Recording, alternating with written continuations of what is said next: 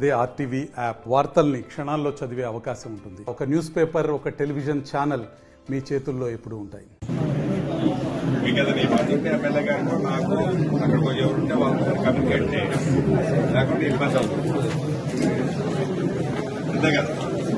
దానికి full time బుర్ర పెట్టండి please.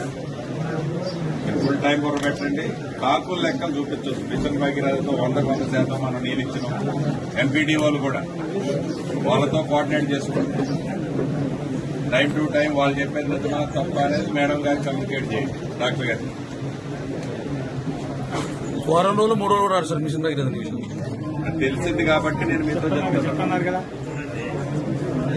Machine Bhagiratha first priority. ఒకవేళ మిషన్ భగీరథలో ఏ కారణం చేత మీరు లేకపోతే లోకల్ ప్రొక్యూర్మెంట్, లోకల్ ప్లానింగ్, మంచినీళ్ళు అనేది ఎక్కడా రాలేదు అనేది ఎమ్మెల్యే గారు ఏ గ్రామానికి పోయినా కామెంట్ జరగకూడదు.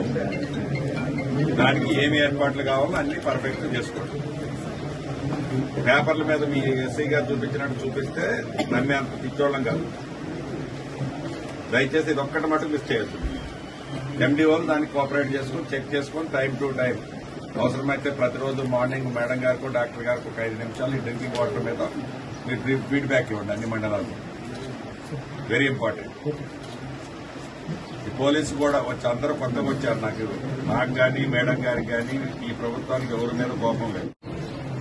₹1 కరప్షన్ జరిగిందన్నా కూడా ఉపేక్షించారు. ఫ్రెండ్లీగా చెప్తారు.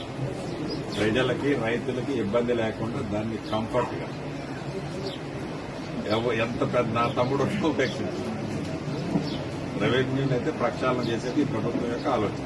దానికి 100% కోఆపరేట్ చేయాలి. అయితే బయటపడతాం. చిన్న కంప్లైంట్ ఎమ్మెల్యే గారికి కానీ నాకు కానీ వచ్చిన ఉపేక్ష ఈ పెట్టుకున్న ఆగండి. వచ్చిన వాళ్ళని గౌరవప్రదంగా చూడండి.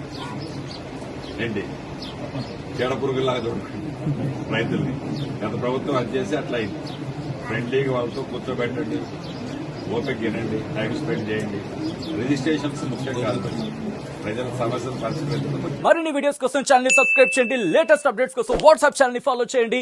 అండ్ లింక్ డిస్క్రిప్షన్ లో ఉంది.